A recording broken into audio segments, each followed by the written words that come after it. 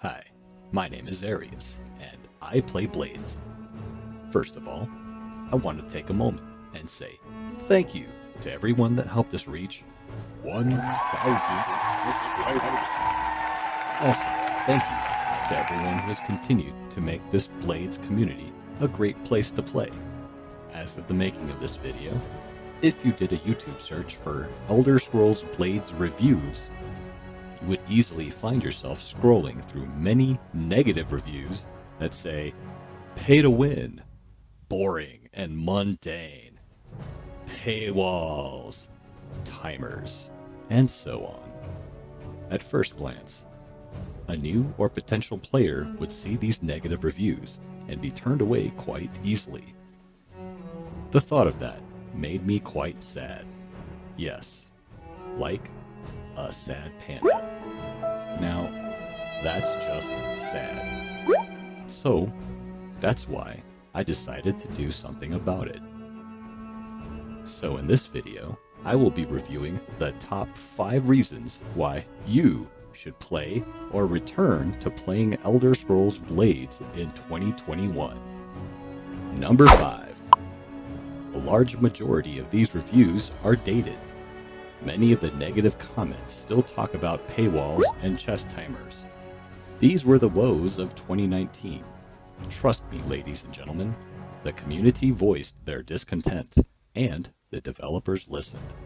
That's why, December of 2019, Update 1.5 was released. That brought the terrible timer era to a close. Along with this update came PvP and guilds.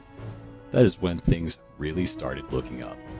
What about paywalls, pay to win, and all these claims that Bethesda needed a cash grab? I'll be honest, I don't know what their motives are, nor do I care. Here are the facts of today. There have been plenty of bug fixes and even hot fixes over the last few years. Much effort has gone into gameplay and even quality of life improvements. Now, can you still buy gems and use those to get an advantage by buying materials, chests, and even skipping timers? Absolutely. But what does that really mean? What does pay to win mean in this game? Let's talk through that. We know that max level enchanting is where we spend all our materials. That is the only way to keep at a chance for those coveted 2 bonus items with a perfect secondaries, am I right? There are 20 players with 40 enchanters. If you shop in everyone's town, each enchanter gives you a chance at a grand soul gem. If you're lucky, you'll walk away with maybe 10 to 15 grands per run, which reset about every 10 or 12 hours, depending on certain conditions. So if you diligently farm 10 to 15 per day in your max level guild, then that's easily as much as 100 per week. Let's look at that pay to win aspect. Every weekend, there's a 60% off sale on the legendary chest bundle. $19.99 gets you 4,500 gems and a legendary chest with some gold. Decent, but what can you do with the 4,500 gems and a legendary chest? Well, for the chest, usually you can get a decent weapon or piece of armor. Maybe even more grands or some transcendence. Fire breath opal or some Arentines? Not bad. But what about the soul gems? Can you buy them? Yes, you can. There's an incredible treasure pack that is also released over the weekend, along with the 60% off legendary chest bundle. Definitely suspecting it's not a coincidence. In any case, it's only 1,500. Buy 3 of them, with about 25 grands and 5 or so transcendents per pack, plus some fire breath opals and many more. That puts you at 75 grands. Drop another $19.99 and you could start skipping enchanting timers, which are usually 30 gems. But to be honest, it's not that difficult to earn 30 gems. You easily get 100 free gems every week just by logging into the arena. You don't even have to fight. Pretty neat. But here's the big picture. It doesn't matter how much you buy. we are all subjected to the same RNG when it comes to enchanting. Take a look at some of these enchanting sessions I've had. I burned through some of my gems to skip enchanting timers so we could have this picture for this video, and here are the results. Not so great.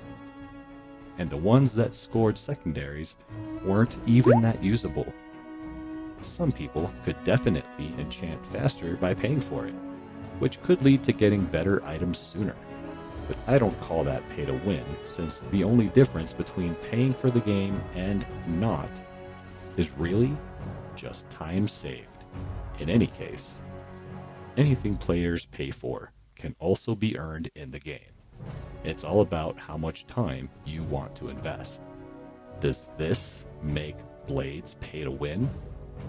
In my honest opinion, I would say no. Let's be real. Bethesda is a business. They give us a free game with the expectation that some of us may spend money on it. And remember, that's not a bad thing.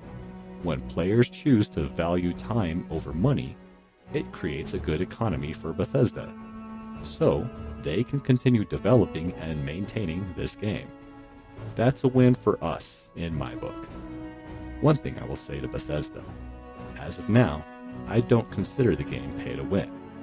But as soon as you allow sigils to be purchased with real currency, I will definitely be retracting that statement. So please, please don't. Thank you. Follow me for a bit here. You may be surprised. Number 4. Event quests and the introduction of the sigil currency system. Events are limited time quests that can be done to earn sigils and other rewards. They are unlocked at level 10. These quests reward adventurers with a new in-game currency called sigils. Sigils are an epic currency earned from events that can only be used in the sigil shop. They are white orbs marked with the Daedric letter S, set. Sigils can be used in the store to purchase crafting and enchanting materials as well as many types of items with a guaranteed bonus enchantment. They can also be used to purchase signature weapons and armor like Thunderfell, Baradin's Axe, Paladin's Armor, Gauntlet of the Companions, Lich Slayer, Breathtaker, and their latest addition, Serpent Strike. There are many, many more, and more continue to be added with each new event. As of this video, there are currently 30 special events with more coming this year. Bottom line, as I said earlier, sigils are by far the most precious currency in the game. With it, you can purchase powerful weapons, armor, and even jewelry, with double secondary enchantments already included. One can still create slightly more powerful weapons and gear through the crafting process. But this is a surefire way to get very powerful gear without the hassle. And the only thing you have to do is play through the event quest dungeons. Number 3. Guild and the guild shopping system. The nice thing about a good guild is how easy it is to grind for materials. When you have a full guild with a max level town, that means they have 2 of every shop, and all are max level, which is currently level 10. If you don't know how to grind for materials in this way, it's actually quite easy. First, go to your guild roster. Next, click on a guildmate. Then click Visit Town. Once you're there, admire their beautiful town and use the guild chat function to tell people how awesome their towns are. Then, you can visit their shops and buy materials like you would in your own town. Here are a few frequently asked questions regarding this. Will I buy up all the materials before everyone else? The answer is no. You get your own instance of each guild member's town, so it will be different for everyone. Do the same items appear in each of our instances? No. We tested this as well in the Illuminati Guild, and we were able to confirm that it is randomly generated. Do I get to keep the money guildmates spend in my town? No. Unfortunately, I actually did a little digging into this. Turns out, the shopkeepers take the money earned from the different instances and place it upon an altar to sacrifice to the Daedric prince Sheogorath. He then takes those funds and throws the absolute most intense house parties you've ever seen. So, if you ever get invited to a house party from Uncle Sheo, just know your shopkeepers are totally sponsoring it, and it would be rude not to attend. Number 2. Continued development and improvements. Let's quickly run through the developments and improvements made since 2019. Keep in mind, for the sake of time, I'm only going through the major game-changing updates. Details to many other improvements, new enemies, skill balancing, and much more can be found in the actual patch notes on the Bethesda website. Update 1.5. As we mentioned, this brought no more chest timers, major loot overhaul that improved drop rates for great items, guilds, and of course PvP. Additionally, there were plenty more ability, enchantment perks, and magic balances to adjust and bring into line many overpowered and underpowered skills. Update 1.6. This brought us loadouts, the ability to have 5 preset gear and skills to help you quickly swap gear during combat and before arena matches in PvP. The menu was adjusted to allow easier and more intuitive navigation. Update 1.7. Bethesda gave us our first leaderboard reset for arena PvP. This was the start of arena rewards where players could compete to earn top 100, top 500, and top 1000 arena prizes. If you didn't get a prize, don't despair. With the reset, that meant we could get another shot at winning special Akaviri-themed Blades gear. These pieces are rewarded as you progress through each of the arenas, with helmet and sword being awarded after you've reached Imperial Arena. We also got a look at the new guild leaderboard, which allowed for guild rewards at the end of the season. Update 1.8. We were introduced to the new event quest system and the sigil currency we talked about earlier. In this update, potions and poisons also stopped taking up room in our inventory. Super neat. Another item to note, weapon enchantments no longer procced or activated when hitting a low blocking opponent. Update 1.9 gave us a new quest map interface that showed us just how big the storyline and job quest system has grown. New quests and storylines continue to be added. Updates 1.10, 11, 12, and our most current patch 1.13 have all been focused around bug fixes, improvements, and of course, new event quests. So, forget all those reviews you've watched or read. In fact, many of those players that gave bad reviews didn't even play the game to max level when those reviews were made. I'm sure if you asked them now, many would change their mind and say Blades has become a great game and has a great future. If they haven't, tell them to talk to Arius. I'll set them straight. And finally, the number one reason to play Blades in 2021, PvP. Hands down, the most fun I've had on a mobile game. Although the combat system may seem simple, there are many tactics and combinations of magic and weapon skills that you could use to defeat your opponents. Part of the fun is figuring out all the different combinations of gear, weapons, jewelry, and other items like potions, poisons that could make you stronger and give you an advantage in PvP. If you don't like figuring these things out and just want to know what the best setups are for PvP, check out my videos. I've already done all the hard work for you. As of this video, arena resets happen monthly. That gives us plenty of opportunities to grind for Blades gear, Elder chests, and even Legendary chests if you can get to Imperial Arena.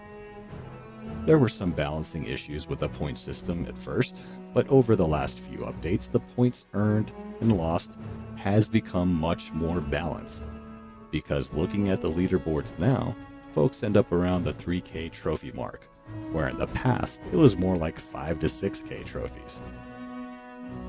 So that's it. If you haven't already downloaded Blades for Switch or mobile, go get it. It's a great game with great attention being paid to it by the developers at Bethesda. And don't worry about not having a guild.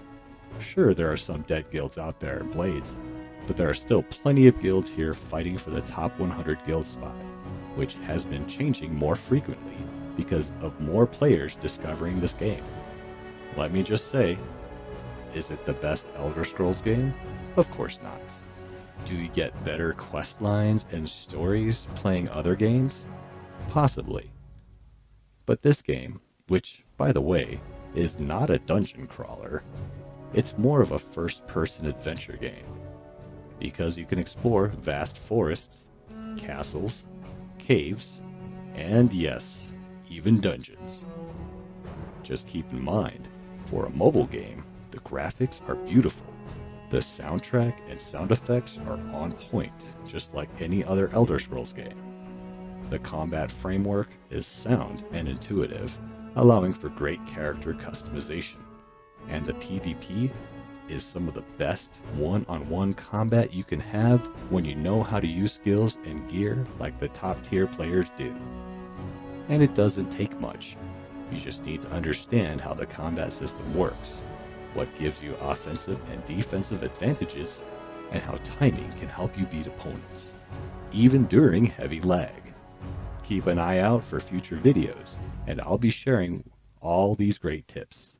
If you're looking for a guild, reach out for the comments. Plenty of community leaders within Blades have established Discord channels like Good Game. I can help you get in contact with them, and they can add you to their channel. Through these Discord channels, you could speak to other Blades players and find out tips on their own different fighting styles. Or you could chat about some of the biggest enchanting failures you've ever seen from your very own town enchanter. Plenty of fun to be had in these Discord channels. So reach out and let me know if you'd like to be invited. Thank you for watching this special 1000th subscriber video. Please like and subscribe for more content. My name is Arius, and I play Blades. Cheers.